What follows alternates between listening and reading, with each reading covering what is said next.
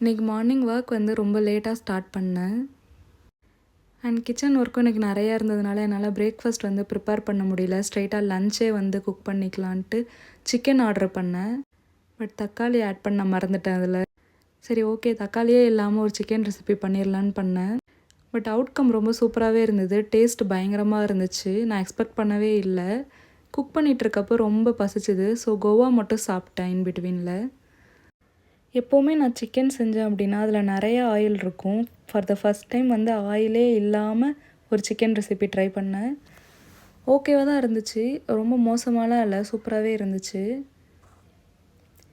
Lunch ரொம்ப ஹெவியாக சாப்பிட்டதுனால எனக்கு ஈவினிங் ஸ்நாக்ஸ் சாப்பிட்ணுன்னு அப்படிங்கிற ஒரு க்ரேவிங்ஸே இல்லை. பட் வாக்கிங் போனால் ரொம்ப எனர்ஜி வந்து லோவாக இருக்கும் அப்படின்னு சொல்லிட்டு ஸ்வீட் பொட்டேட்டோ மட்டும் சாப்பிட்டுட்டு போனேன். இன்றைக்கி எதுவும் பிரேக்கே எடுக்காமல் என்னால் 7K ஸ்டெப்ஸ் வந்து கம்ப்ளீட் பண்ண முடிஞ்சுது. அண்ட் வாக்கிங் போயிட்டு வந்து 2 சப்பாத்தி அண்ட் சிக்கன் மட்டும் ஏர்லியாகவே டின்னர் சாப்பிட்டு முடிச்சிட்டேன். தேங்க்ஸ் ஃபார் வாட்சிங். பாய்.